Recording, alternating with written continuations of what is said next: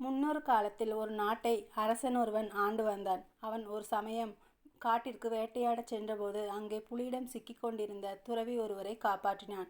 மகிழ்ந்த துறவி, பறவைகள் விலங்குகள் என்ன பேசினாலும் இன்று முதல் உனக்கு கேட்கும். இப்படிப்பட்ட ஆற்றல் உனக்கு கிடைத்திருக்கிறது என்ற உண்மையை யாரிடமும் சொல்லக்கூடாது. அப்படி சொன்னால் தலை வெடித்து நீ இறந்து விடுவாய். போய் வா என்றார்.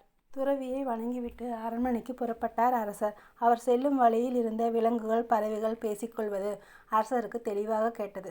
தற்செயலாக கிடைத்த விந்தையான ஆற்றலை எண்ணி மகிழ்ந்தார் அரசர். இரவு நேரம் அரசரும் அரசியும் சாப்பிட்டு கொண்டிருந்தார்கள். அப்பொழுது சிறிதளவு தேனும் ஒரு உருண்டை சோறும் தவறி தரையில் விழுந்தது. அங்கிருந்த எறும்பு ஒன்று, ஓடி வாருங்கள், எல்லோரும் ஓடி வாருங்கள், நமக்கு இனி உணவு பஞ்சமே கிடையாது. அரண்மனை மதுக்குடம் உடைந்த தேன் வெள்ளமாக பாய்கிறது. பெருஞ்சோற்று மலையே நமக்காக கிடைக்கிறது என்று உரத்த குரலில் தன் கூட்டத்தை அழைத்தது. எறும்புகள் பேசுவதை கேட்ட அரசன், 2 சொட்டு தேன், தேன் வெள்ளமா, ஒரு உருண்டை சோறு, பெருஞ்சோற்று மலையா, இந்த எறும்பிற்கு அறிவே இல்லையா, இப்படியா வர்ணிப்பது என்று நினைத்தான். அவரால் சிரிப்பை அடக்க முடியாமல் சிரித்து விட்டார். தன்னை மறந்து கலகலவென்று சிரித்து விட்டார். அருகிலிருந்த அரசி, ஏன் சிரிக்கிறீர்கள் என்று கேட்டாள். ஒன்றும் இல்லை என்று மழுப்பினார் அரசர். சாப்பிட்டு முடித்த அரசர் பட்டுமெத்தையில் படுத்தார். அரசி வெற்றிலைப்பாக்கு மடித்து தந்து கொண்டிருந்தாள். அறையில் இனிய மனம் பரவியது. அங்கிருந்த ஆணி ஒன்று பெண்ணியை அழைத்து, அரசனின் முதுகு மெத்தை போல உள்ளது. இது போன்ற இனிய சூழல் இனி எப்பொழுது கிடைக்கும்? வா, நாம் இருவரும் அரசனின் முதுகில் ஓடி விளையாடுவோம். இது போன்ற நல்வாய்ப்பு இனி கிடைக்குமா என்று தெரியவில்லை என்றது. என் முதுகு இந்த ஈக்களுக்கு மெத்தையா என்று நினைத்தான் அரசன். அவனால் சிரிப்பை அடக்க முடியவில்லை. மீண்டும் கலகலவென்று சிரித்தான். ஏன் சிரிக்கிறீர்கள் என்று கேட்டாள் அரசி. ஒன்றுமில்லை என்று வழக்கம்போல் மழுப்பினான் அரசன். உண்மையை சொல்லுங்கள், என்னிடம் எதையோ மறைக்கிறீர்கள். நீங்கள் சொல்லாவிட்டால் நான் இனிமேல் உங்களுடன் பேசவே மாட்டேன். என் மீது உயிரையே வைத்திருப்பதாக நீங்கள் சொன்னதெல்லாம் நடிப்பு என்று கோபத்துடன் சொன்னாள் அரசி. என் உயிருக்கும் மேலாக நான் உன்னிடம் அன்பு வைத்திருக்கிறேன். நான் சிரித்ததற்கான காரணம் மட்டும் கேட்காதே என்றார் அரசர். நீங்கள் சொல்லித்தான் ஆக வேண்டும் என்று வற்புறுத்தினாள் அரசி. உண்மையை சொன்னால் என் தலை வெடித்து விடுமே என்று மனதிற்குள் நினைத்தார் அரசர். மனைவியை சமாதானப்படுத்த முடியாத நிலையில் உண்மையை சொன்னால் என் உயிர் போய்விடும் என்றார் அரசர். பரவாயில்லை, எனக்கு உண்மை தெரிந்தே ஆக வேண்டும் என்றாள் அரசி.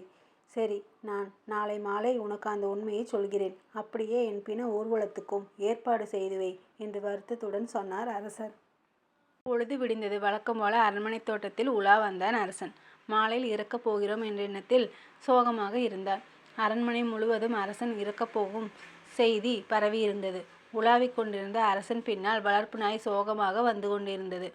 சிறிது தூரத்தில் அரண்மனை சேவல் பெட்டை கோழிகள் சூழ ஆரவாரமாக உலாவிக் கொண்டிருந்தது. இதை பார்த்த நாயால் கோபத்தை அடக்க முடியவில்லை. ஏய் சேவலே, உனக்கு சிறிதும் கூட நன்றி கிடையாதா? நமக்கு இவ்வளவு காலம் உணவு அளித்து காப்பாற்றியவர் அரசர். இன்று மாலை அவர் இறக்கப் போகிறார். எல்லோரும் சோகமாக இருக்கின்றனர். இந்த சூழலில் நீ மகிழ்ச்சியாக இருக்கிறாயே, இது நியாயமா என்று கேட்டது. அதற்கு சேவல், நம் அரசர் பெரிய முட்டாள். அவருக்கு இருப்பது ஒரே ஒரு மனைவி. அவளுக்காக உயிரை விட துணிந்துள்ளார். எனக்கு எத்தனை மனைவிகள் இருக்கிறார்கள், நீயே பார். என் பேச்சை கேட்டுத்தான் அவர்கள் நடக்க வேண்டும். இல்லாவிட்டால் அவர்களுக்கு தண்டனை தருவேன். மனைவிக்காக இந்த அருமையான உயிரை நான் இழக்க மாட்டேன் என்று பதில் சொன்னது. இந்த சிக்கலிலிருந்து அரசர் உயிர் பிழைக்க வழி இருக்கிறதா என்று கேட்டது நாய். அரசர் மட்டும், அரசிடம் உன்னை சவுக்கால் 100 அடி அடிப்பேன். அதன் பிறகுதான் உண்மையை சொல்வேன் என்று சொல்லட்டும். எல்லாம் நல்லபடியாக நடக்கும் என்றது சேவல். நாயும் சேவலும் பேசிக்கொண்டிருந்ததை ஒன்று விடாமல் கேட்டார் அரசன். அதன் பிறகு அரண்மனை திரும்பினார். மாலை நேரம் வந்தது.